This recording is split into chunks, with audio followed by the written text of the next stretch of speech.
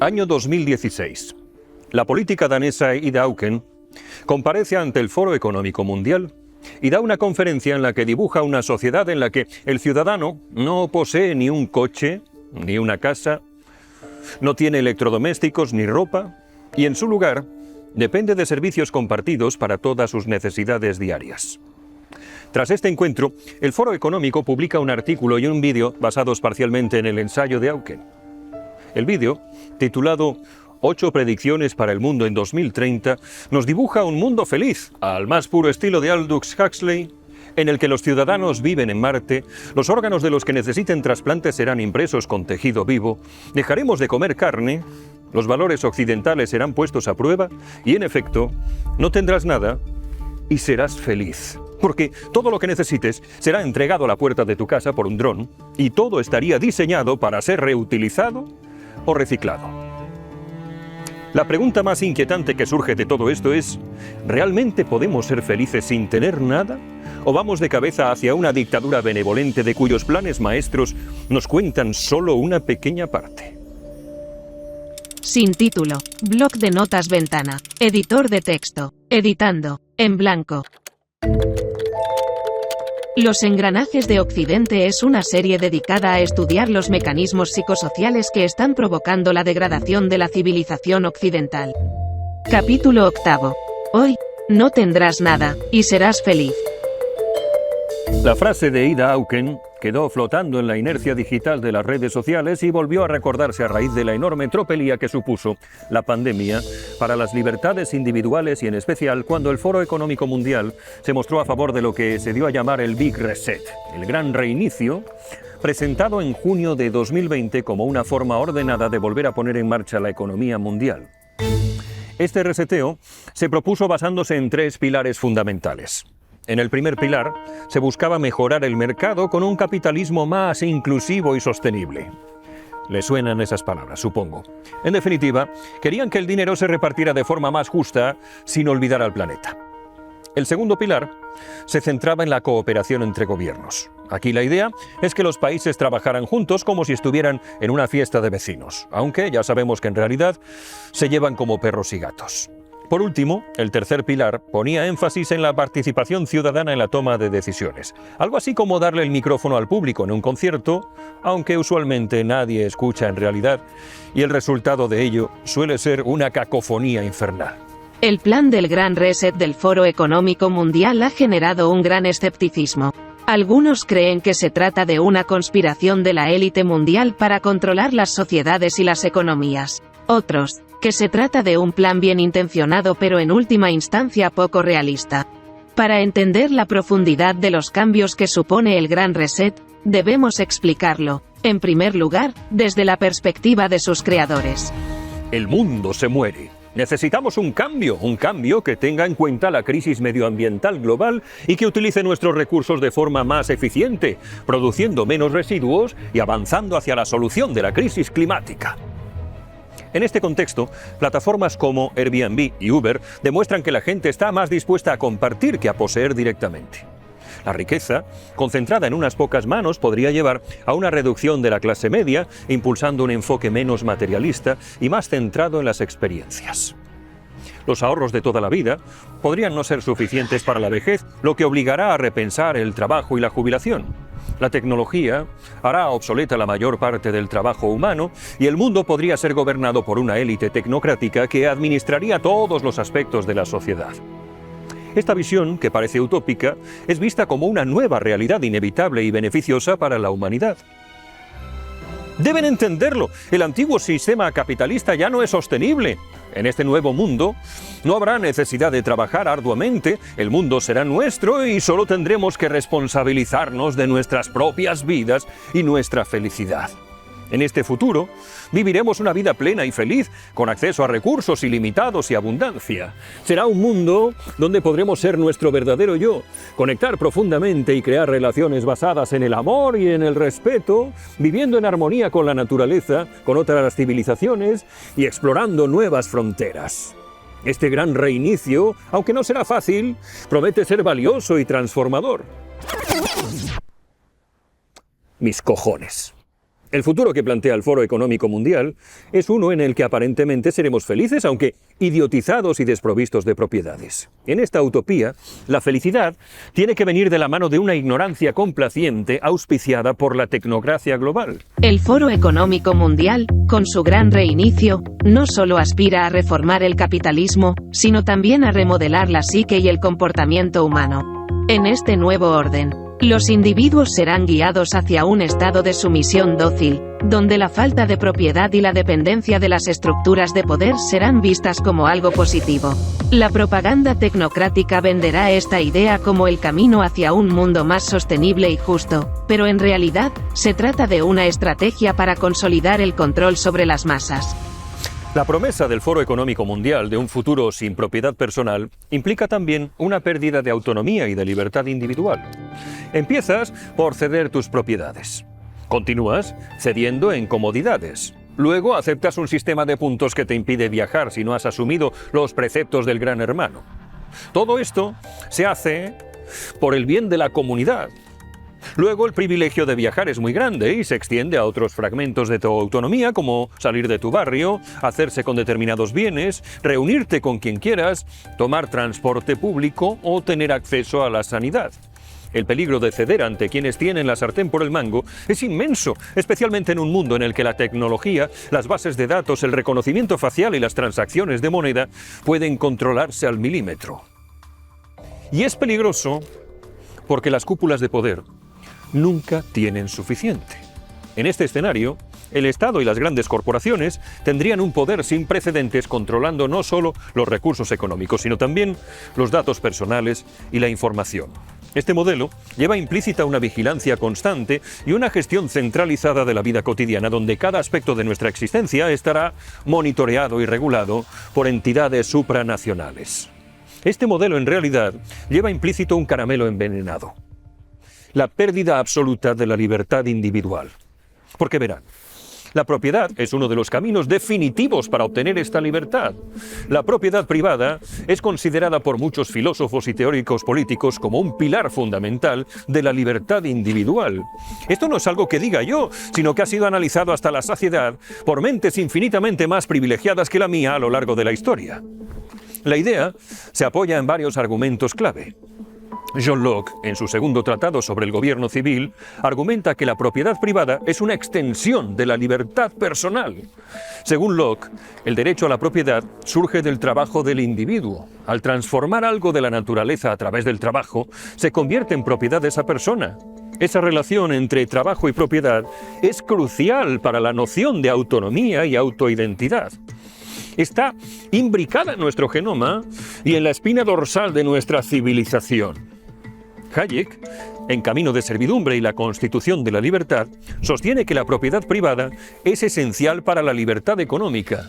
La capacidad de poseer y controlar bienes permite a los individuos tomar decisiones económicas independientes, lo cual no deja de ser una forma de libertad. Montesquieu, en El espíritu de las leyes, destaca la importancia de la propiedad privada como un medio para evitar la concentración de poder y la tiranía. Al distribuir la propiedad entre muchos, se evita que una entidad única como el Estado tenga control total, y esto protege a los individuos de un poder arbitrario y despótico. Asimismo, la propiedad privada también es un medio para fomentar la responsabilidad individual y una ética de trabajo sólida. Al poseer algo, los individuos tenemos más incentivos para cuidar esos bienes y trabajar de manera efectiva para mantenerlos y para mejorarlos. Por todo ello, no poseer nada y ser feliz es una contradicción en sí misma, dado que uno de los ingredientes más importantes de la felicidad es la libertad. Pero, ¿cómo se resetea la mentalidad de las personas para condicionarlas para que abandonen su libertad, para que la entreguen voluntariamente sin cuestionarse nada? A lo largo de la historia, diversas estrategias han sido desplegadas con una eficacia escalofriante. La manipulación de la información, la promoción de una ideología única y la represión de la disidencia son solo el comienzo. Es tu obligación conocer estas formas de manipulación.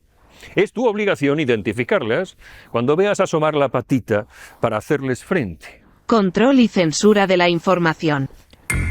No hay mejor manera de modelar la percepción de la realidad que controlando lo que se ve, lo que se escucha y lo que se lee. Controlando la agenda. La censura de los medios de comunicación y la promoción de una narrativa oficial única son tácticas clásicas. La Unión Soviética y la Alemania nazi son ejemplos canónicos, pero no hace falta ir tan lejos en el tiempo. La era digital ha visto cómo regímenes autoritarios utilizan las redes sociales y la tecnología de vigilancia para supervisar y manipular la opinión pública. Basta echar un vistazo a los gastos en propaganda que realizan los gobiernos actualmente para entender que lo que los medios de comunicación de masas nos ofrecen es una visión totalmente sesgada e interesada de la realidad. Educación y propaganda. Si quieres cambiar la mentalidad, empieza con los jóvenes. La educación que promueve ciegamente determinados valores y desalienta el pensamiento crítico prepara el terreno para una ciudadanía dócil y acrítica.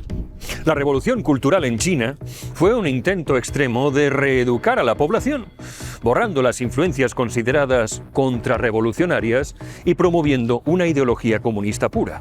No es difícil encontrar en la actualidad ejemplos de control de la educación de los más jóvenes en la sociedad actual. El Estado es visto como un ente abstracto y todopoderoso cuya función es modelar las mentes de los jóvenes. Y esto no debería ser así. Economía dirigida y dependencia. La libertad financiera se erosiona cuando el Estado se convierte en el principal o el único empleador y benefactor. Crear una situación de dependencia económica es una forma segura de control. En la Unión Soviética, por ejemplo, la planificación centralizada no solo determinaba la producción y el empleo, sino que también restringía el acceso a bienes y servicios, haciendo de la población dependiente del Estado para sus necesidades primarias. Debemos cuestionar activamente toda forma de intromisión del Estado en nuestra libertad financiera. Vigilancia y represión. La vigilancia masiva y el castigo de la disidencia son herramientas poderosas. La idea es simple: si temes ser castigado, te vas a autocensurar. Este ha sido un tema recurrente en los regímenes totalitarios a lo largo de la historia, desde la Stasi en Alemania Occidental hasta los más recientes desarrollos tecnológicos en vigilancia digital utilizados para gobiernos como el de China. Como ciudadanos, tenemos la obligación de hacer lo posible por impedir que los gobiernos nos arrebaten la libertad de expresión, por nuestro bien. División y conquista. Mantener a la población dividida, ya sea por líneas raciales, económicas o ideológicas, asegura que nunca se unan contra el gobierno. La estrategia de divide y vencerás ha sido empleada desde tiempos romanos, pero sigue siendo efectiva. Crear chivos expiatorios y fomentar el odio hacia el otro desvía la atención de los verdaderos problemas. Es imprescindible que identifiques las estrategias de división que practican todos los partidos políticos sin excepción. Blancos contra negros, mujeres contra hombres, empresarios contra trabajadores, rojos contra azules. ¡Ya está bien! Normalización de la ideología. A través de la repetición constante de la ideología del régimen en todos los aspectos de la vida cotidiana, las creencias y valores autoritarios se normalizan, volviéndose parte integrante de la identidad cultural y personal de los individuos. ¿Creen que es casual que determinadas noticias estén constantemente en los medios de comunicación? ¿Les parece que no hay relación alguna entre el control poblacional y la marea de informaciones a las que nos vemos expuestos constantemente con relación a temas candentes como la inmigración, la ecología o la violencia de género? Desde una perspectiva sociológica, estas estrategias se han estudiado ampliamente. Obras como 1984, de George Orwell y Vigilar y castigar, de Michel Foucault. Aunque la primera es literaria y la segunda filosófica, ofrecen profundos análisis sobre el control social y la vigilancia. Los estudios sobre la propaganda y la fabricación del consentimiento, de Noam Chomsky, también son relevantes aquí, proporcionando un marco para entender cómo los medios y la educación pueden ser utilizados para manipular la opinión pública.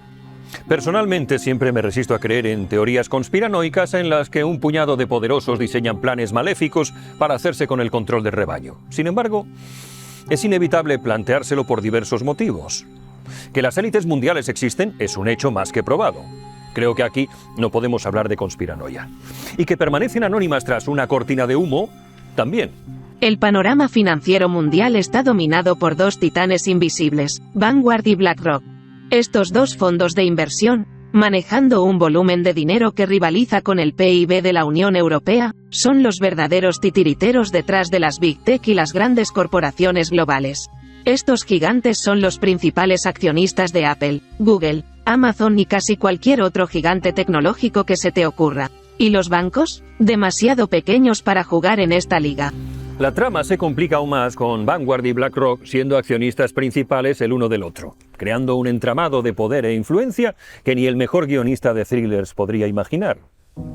Michel Theurer, diputado del Partido Liberal Alemán, se encargó de decirlo claramente: BlackRock tiene un poder de mercado que ningún Estado puede controlar. Estamos hablando de un escenario donde las decisiones sobre la economía global pasan por la mano de estos colosos. Las familias más poderosas del mundo, esas que manejan fortunas colosales y ejercen influencia descomunal, no son las caras que ves en las revistas de moda, sino clanes que han construido imperios en las sombras. Son los verdaderos titiriteros del mundo moderno, jugando a un juego cuyas reglas han sido escritas por ellos mismos y en el que el resto del mundo apenas es un peón. Si has pensado en tratarme de conspiranoico, plantéate. ¿Crees que ellos también estarán dispuestos a abrazar una felicidad que consiste en no tener nada? ¿En qué lado piensan estar en este gran reset? ¿Crees que viven a espaldas de un plan mundial tan ambicioso que nadie levantó el teléfono para contárselo? Sin embargo, un reseteo de estas características, de índole económica pero sobre todo mental, no puede producirse de la noche a la mañana. Y no es posible sin realizar un trabajo exhaustivo de propaganda.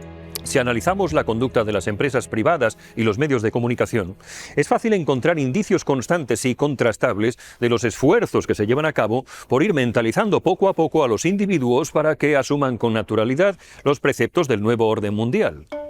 La religión está presente en las noticias desde antes de los 80, cuando vaticinaban que en el año 2000 todas las ciudades costeras serían de océanos. Y desde ese momento, la solución ha pasado por empobrecer al ciudadano medio, limitando sus acciones, limitando sus movimientos o arrebatándole su dinero a base de impuestos cada vez más feroces. Sin embargo, basta darse un paseo por Asia y comprobar que al comprar un batido de frutas te dan un vaso de plástico, una pajita de plástico, una bolsa de plástico, y que tú, en cambio, eres el subnormal que es criminalizado constantemente en los medios por usar el coche para ir a trabajar.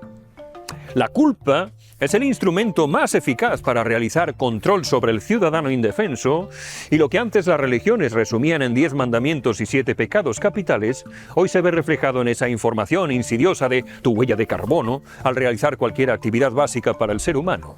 Por otro lado, los medios de comunicación, a diario, realizan un curioso enaltecimiento de la pobreza. Ser más pobres parece ser ahora ser cool, porque ser pobre está alineado con la responsabilidad, la sostenibilidad, la solidaridad, la conciencia social y la perspectiva de género. El capitalismo moralista del que hablaba Quintana Paz. Compartir apartamentos se llama ahora co-living, y eso es bueno porque así se producen sinergias, contactos, no necesitas oficina porque el coworking te permite conocer a personas afines a ti y pasar momentos inolvidables con ellos. ¿Que no tienes comida? Rebuscar en la basura es trendy y se llama friganismo, que además contribuye a reducir la cantidad de basura que como sociedad enferma producimos sin cesar. Coman insectos y planchen de madrugada, que eso los hará mucho más felices. Quedarse en casa es hacer nesting, y colgar la ropa a secar sin emplear la infernal secadora es sun drying. Basta con hojear la prensa diaria para toparse con una serie de artículos que, bajo el disfraz de modas y tendencias, enmascaran las penurias económicas y existenciales de una generación entera. Estamos hablando de la inestabilidad laboral, el inaccesible mercado inmobiliario, la pobreza causada por la inflación galopante. Estos temas críticos son trivializados, presentados como si fueran lecciones éticas o estéticas, como si adoptar una vida de austeridad fuese una especie de elevado ideal moral digno de ser emulado. El capitalismo de hoy los viste de moralidad, transformando la pobreza en una virtud y el salario en una recompensa poco más que emocional. ¿Qué podría salir mal en este escenario? La realidad se disfraza de ética, convirtiendo la precariedad en una aspiración. El control de la población para asumir el precepto de no tener nada y ser feliz no se juega únicamente en el terreno ideológico, sino también en el económico. Las pensiones desaparecerán poco a poco gracias a que su subida no está ligada al IPC, algo por otro lado inevitable. Sin embargo, a raíz de la creciente digitalización de la economía, hemos pasado de tener una relación directa y palpable con el dinero, a considerarlo un apunte más en una base de datos. Unos dígitos que cada vez tienen menos valor real. Se parecen a fichas de un casino, que apuestas sin mayor preocupación porque no son en realidad dinero de verdad. Por eso, no tener nada y ser feliz pasa por implantar un modelo económico basado precisamente en dinero que no existe.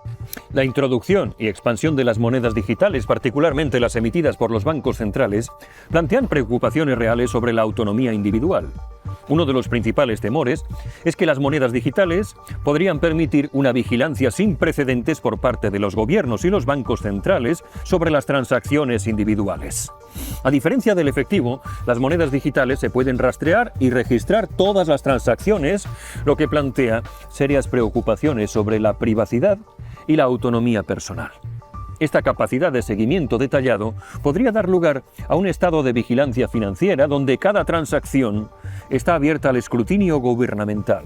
Con la moneda digital, los gobiernos tendrían la capacidad de bloquear o censurar transacciones, lo que podría utilizarse como una herramienta de control político o social.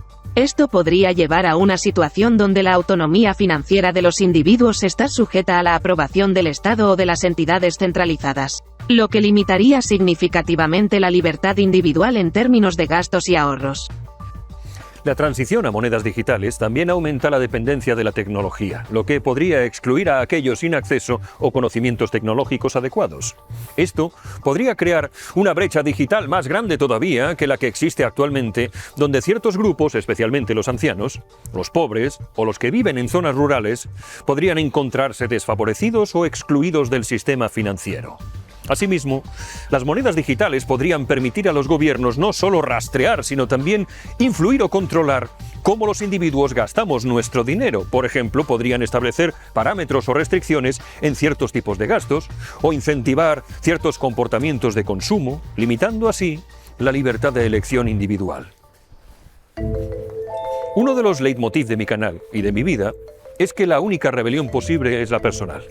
Y la he llevado hasta las últimas consecuencias, votando con los pies y emigrando a un país donde el Estado no se riera en mi cara y donde no me robaran la mitad de lo que gano, que no es más que mi tiempo de vida en este mundo. Del mismo modo que encontré un hogar más libre al final del Mediterráneo, les prometo que haré lo mismo para encontrarlo en el último rincón de la tierra que quede. Esta lucha por la libertad es una danza constante entre el individuo y las estructuras de poder. Pero recordemos, la verdadera esencia de la autonomía radica en la capacidad de elegir nuestro camino, en lugar de el que nos impongan. En cada paso que damos hacia un lugar que respeta nuestro tiempo de vida, nuestro esfuerzo y nuestra dignidad, estamos reafirmando nuestro valor intrínseco como seres humanos.